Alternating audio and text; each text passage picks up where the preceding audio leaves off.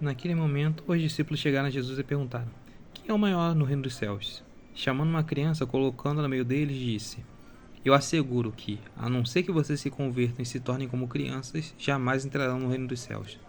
Portanto, quem se faz humilde como essa criança, esse é o maior no reino dos céus. Quem recebe uma dessas crianças em meu nome, está me recebendo. Mas, se alguém fizer cair no pecado um desses pequeninos que creem em mim, melhor que seria amarrar uma pedra de moinho no pescoço e se afogar nas profundezas do mar. Ai do mundo, por causa das coisas que fazem cair no pecado. É inevitável que tais coisas aconteçam, mas ai daquele que por meio de quem elas aconteçam. Se a sua mão ou seu pé fizerem tropeçar, cortem-se e joguem fora. É melhor entrar é melhor entrar mutilado ou aleijado que tendo as duas mãos ou os dois pés e ser lançado no fogo eterno. E se seu olho o fizer tropeçar, arranque-o e jogue fora. É melhor entrar na vida com um só olho do que tendo os dois e ser lançado no fogo do inferno. Claro que isso aqui é metáfora, né? Imagina que tiver, sei lá, viciado em vídeo adulto, alguma coisa, vai arrancar o órgão genital. Não funciona não. Eu acho, né? É uma metáfora. Pra largue tudo que te faz pecar. Cuidado para não desprezarem um só desses pequeninos, pois eu digo que os anjos dele nos céus estão sempre vendo a face do meu Pai Celeste. O Filho do Homem veio para salvar o que se havia perdido. O que vocês acham se alguém possui 100 ovelhas e uma delas se perde e não deixará as 99 nos montes, indo procurar a que se perdeu? E se conseguir encontrá-la, garanto que ela ficará mais contente com aquela ovelha do que com as 99 que não se perderam. Da mesma forma, o Pai de vocês que está no céu não quer nenhum desses pequeninos se perca. Se seu irmão pecar contra você, vá e sós com ele mostre-lhe o erro. Se ele ouvir, você ganhou o seu irmão. Mas se não ouvir, leve consigo mais uns 2 outros, de modo que qualquer acusação seja confirmada pelo depoimento de de 2 ou 3 testemunhas. Se ele se recusar a ouvi-los, conte à igreja, e se ele se recusar a ouvir também a igreja, trate-o como pagão ou publicano. Digo a verdade: tudo que vocês ligarem na terra terá sido ligado no céu, e tudo que vocês desligarem na terra também terá sido desligado no céu. Também digo que se 2 homens concordarem na terra, em qualquer assunto sobre o qual pedirem, isso será feito com vocês por meio do Pai que está no céu. Pois onde se reunirem 2 ou 3 em meu nome, ali eu estou no meio deles. Então Pedro aproximou-se de Jesus e perguntou: Senhor, quantas vezes deveria perdoar meu irmão, quando ele pecar contra mim? Até 7 vezes? Jesus respondeu: Eu digo a você, não até 7, mas até 70 vezes 7. Por isso o reino dos céus é como um rei que deseja acertar as contas com seus servos. Quando começou o acerto, foi trazido à sua presença que ele havia uma enorme quantidade de prata. Como não tinha condições de pagar, o Senhor ordenou que ele e sua mulher e seus filhos e tudo que ele possuía fossem vendidos para pagar a dívida. O servo prostrou-se diante dele e lhe implorou: Tem paciência comigo, eu te pagarei tudo. O senhor daquele servo teve compaixão dele e cancelou a dívida e o deixou ir. Mas quando aquele servo saiu, encontrou um dos seus servos que lhe devia 100 denários. Agarrou e começou a sufocá-lo, dizendo: Pague-me o que me deve. Então seu conservo caiu de joelhos e implorou-lhe: Tenha paciência comigo e eu pagarei a você. Mas ele não quis. Antes saiu e mandou lançá-lo na prisão até que se pagasse a dívida. Quando os outros servos companheiros dele viram o que havia acontecido, ficaram muito tristes e foram contar ao seu senhor tudo o que havia acontecido. Então o senhor chamou o servo e disse: Servo mau, cancelei toda a sua dívida porque você me implorou. Você não devia ter tido misericórdia do seu conservo como tinha de você? Irado, seu senhor entregou aos torturadores até que pagasse tudo o que devia. Assim também fará meu Pai Celestial a vocês se cada um de vocês não perdoar o coração do seu irmão. E perdoar de coração o seu irmão.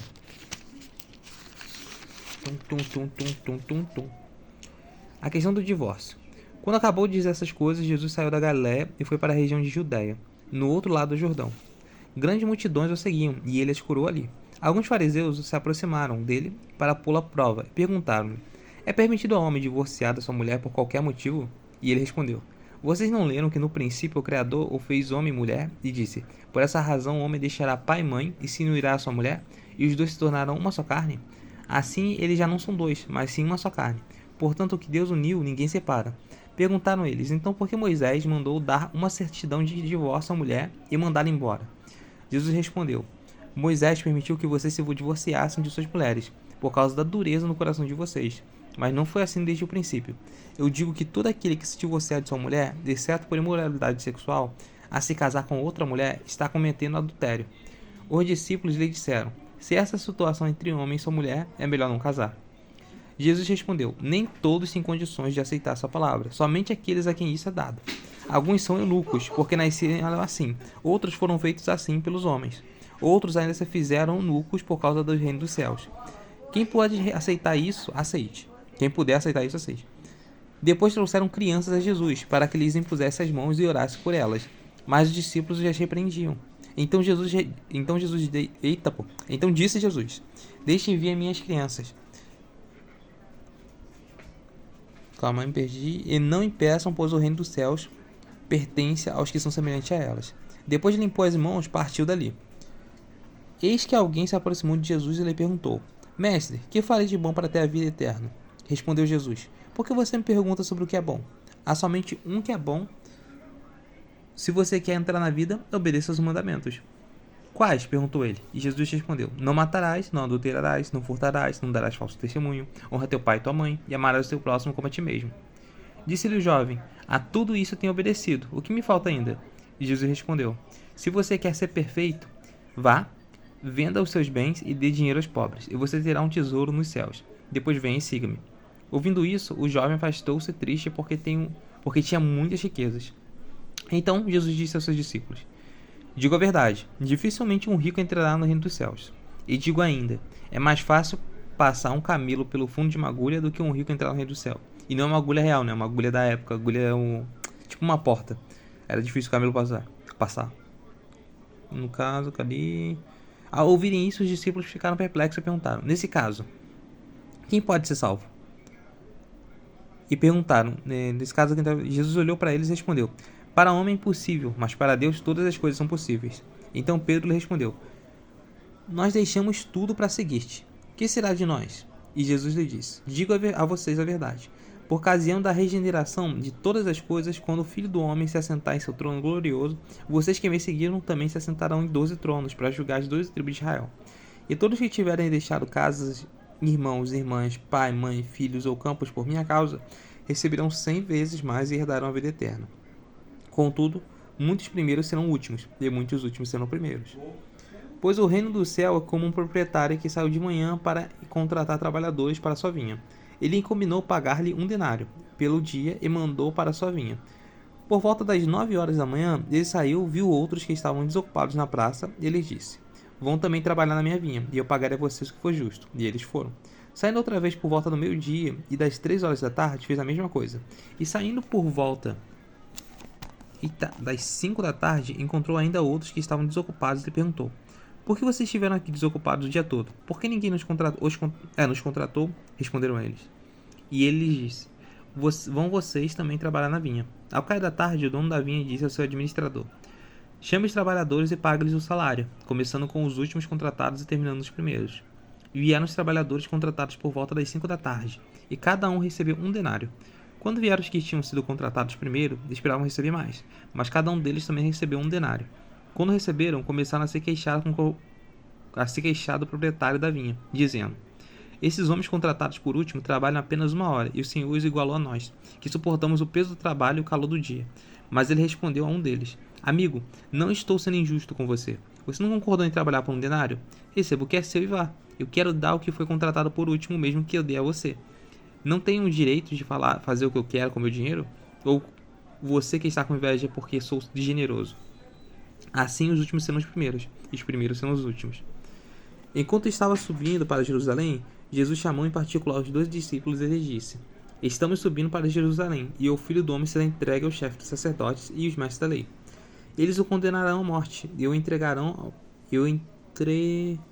aos gentios, para que zombem dele, o açoitem e o crucifiquem. No terceiro dia, ele ressuscitará. Então, aproximou-se de Jesus a mãe dos filhos de Zebedeu com seus filhos, e prostrando-se, fez-lhe um pedido. O que você quer? Perguntou ele. Ela respondeu: declara no teu reino, esses meus 2 filhos se assentarão, um à tua direita e outro à tua esquerda. E disse-lhe Jesus: vocês não sabem o que estão pedindo. Podem vocês beber o cálice que eu vou beber? Podemos, respondeu eles. E Jesus lhe disse: certamente vocês beberão do meu cálice, mas o assentar-se na minha direita ou na minha esquerda não cabe a mim lhes conceder. Esses lugares pertencem àqueles para quem foram preparados por meu Pai. Quando os outros 10 ouviram isso, ficaram indignados com os 2 irmãos. Jesus os chamou e disse: Vocês sabem que os governantes das nações as dominaram, e as pessoas importantes exercem poder sobre elas. Não será assim entre vocês. Ao contrário, quem quiser tornar-se importante entre vocês será salvo. Quer dizer, quem quer se tornar importante entre vocês terá que ser servo. Salvo não, terá que ser servo. E quem quiser ser o primeiro deverá ser escravo, como o filho do homem que não veio para ser servido, mas para servir e dar sua vida em resgate de muitos. Ao saírem de Jericó, uma grande multidão seguiu Jesus. Dois cegos estavam sentados à beira do caminho, e quando ouviram falar de Jesus estavam passando, puseram-se a gritar: Senhor, filho de Davi, tem misericórdia de nós. A multidão os repreendeu para que ficassem quietos, mas eles gritavam ainda mais: Senhor, filho de Davi, tem misericórdia de nós. Jesus, parando, chamou-os e perguntou-lhes: O que vocês querem que eu faça? E responderam eles: Senhor, queremos que se abram os nossos olhos. Jesus teve compaixão deles e tocou os olhos deles. Imediatamente eles recuperaram a visão e o seguiram. Quando se aproximaram-se de Jerusalém e chegaram a Betfagé, o Monte das Oliveiras, Jesus enviou 2 discípulos, dizendo-lhes: Vão ao povoado que está diante de vocês. Logo encontrarão uma jumenta amarrada com um jumentinho ao lado. Desamarrem-no e tragam-nos para mim. Se alguém perguntar algo, digam que o Senhor precisa deles e logo os enviará de volta. Isso aconteceu para que se cumprisse o que fora dito pelo profeta. Digam à cidade de Sião: Eis que o seu rei vem a você, humilde e montado num jumento. Num jumentinho, cria de jumenta. Os discípulos fizeram o que Jesus tinha ordenado. Trouxeram a jumenta e o jumentinho, colocaram sobre ele os seus mantos, e sobre este Jesus montou. Uma grande multidão estendeu seu manto pelo caminho. Outros cortavam ramos de árvore e os espalhavam pelo caminho. A multidão que ia diante deles e os que seguiam gritavam: Hosana ao filho de Davi, bendito é o que vem, em nome do Senhor, Hosana nas alturas. Quando Jesus entrou em Jerusalém, toda a cidade ficou agitada e perguntava: Quem é esse? A multidão respondia: Esse é Jesus, o profeta Nazireu da Galileia. Jesus entrou no templo e expulsou todos que ali estavam, comprando e vendendo, derrubou as mesas dos cambistas e as cadeiras do que vendiam pombas. E lhes disse: Está escrito: A minha casa será chamada casa de oração, mas vocês estão fazendo nela um covil de ladrões. Os cegos e os mancos se aproximaram-se dele no templo, e ele os curou. Mas quando os chefes dos sacerdotes e os mestres da lei viram as coisas maravilhosas que Jesus fazia, e as crianças gritaram no templo: Hosana, filho de Davi, ficaram indignados. E lhe perguntaram: Não está ouvindo o que essas crianças estão fazendo? E respondeu Jesus: Sim, vocês nunca leram? Dos lábios das crianças e dos recém-nascidos suscitaste louvor? E deixando-os, saiu da cidade para Betânia, onde passou a noite. De manhã cedo, quando voltaram à cidade, Jesus teve fome. Vendo uma figueira à beira do caminho, aproximou-se dela, mas nada encontrou, a não ser folhas. E então lhe disse: Nunca mais dê fruto. Imediatamente a árvore secou. Ao verem isso, os discípulos ficaram espantados e perguntaram: Como a figueira secou tão depressa? Jesus respondeu: Eu asseguro que, se vocês tiverem a fé e não duvidarem, poderão fazer não somente o que é feito à figueira, mas também dizer a esse monte: Levanta-te e atire no mar. E assim será feito. E tudo o que pedirem em oração, se crerem, vocês receberão. Jesus entrou no templo e, quando ensinava, aproximaram-se dele chefes dos sacerdotes e os líderes religiosos do povo. Perguntaram: Com que autoridade está fazendo essas coisas? E quem te deu tal autoridade? Respondeu Jesus: Eu também farei uma pergunta. Se vocês me responderem, eu direi com que autoridade estou fazendo essas coisas. De onde era o batismo de João? Do céu ou dos homens? E eles discutiram entre si, dizendo: Se dissermos do céu, ele perguntará: Por que vocês não creram nele? Mas se dissermos dos homens, temos medo do povo, pois todos consideram João profeta. Eles responderam a Jesus: Não sabemos. E ele lhes disse: Tampouco direi com que autoridade estou fazendo essas coisas. O que acham? Havia um homem que tinha 2 filhos. Chegando o primeiro, disse: Filho, vá trabalhar hoje na vinha. E esse respondeu: Não quero. Mas depois mudou de ideia e foi. O pai chegou outro filho e disse a mesma coisa. E respondeu: Sim, senhor, mas não foi. Qual dos 2 fez a vontade do pai? O primeiro, responderam eles. Jesus lhes disse: Digo a verdade. Os publicanos e as prostitutas estão entrando antes de vocês no reino de Deus, porque João veio para mostrar o caminho da justiça, e vocês não creram nele, mas nos publicanos e as prostitutas creram. E mesmo depois de verem isso, vocês não se arrependeram nem creram nele. Ouçam essa parábola. Havia um proprietário de terras que plantou uma vinha, colocou uma cerca ao redor dela, cavou um tanque para prensar as uvas e construiu uma torre. Depois arrendou a vinha e alguns lavradores e foi fazer uma viagem aproximando-se da época da colheita, enviou seus servos aos lavradores para receber os frutos que lhe pertenciam. Os lavradores agarraram seus servos e a um espancaram ao outro, mataram e apedrejaram o terceiro. Então enviou-lhes outro servo, o maior número, e os lavradores os trataram da mesma forma. Por último enviou seu filho, dizendo: ao meu filho respeitarão. Mas quando os lavradores vieram, ao filho disseram uns aos outros: esse é o herdeiro, venham, vamos matá-lo e tomar sua herança. Assim eles o agarraram, lançaram-no para fora da vinha e o mataram. Portanto, quando vier o dono da vinha, o que fará aqueles lavradores? Responderam eles: matará-o de modo horrível, esses perversos, e arredará a vinha dos outros lavradores que lhe deram sua parte do tempo da colheita. Jesus lhe disse: vocês nunca leram isso nas Escrituras? A pedra que os construtores rejeitaram tornou-se pedra angular. Isso vem do Senhor, e é algo maravilhoso para nós. Portanto, eu digo que o reino de Deus será tratado... Portanto, eu digo que o reino de Deus será tirado de vocês, e será dado a um novo povo que dê frutos ao... Será dado a um povo que dê os frutos do reino. Aquele que cair sobre essa pedra será despedaçado, e aquele sobre quem ela cair será reduzido a pó. Quando os chefes dos sacerdotes e os fariseus ouviram as palavras de Jesus, compreenderam que ele falava a respeito deles, e procuravam meios de prendê-lo, mas tinham medo da multidão, pois ela o consideravam profeta. Aleluia. Glória a Deus, foi até aqui, né? 22? Acho que é até 21. Eu vou ter que confirmar.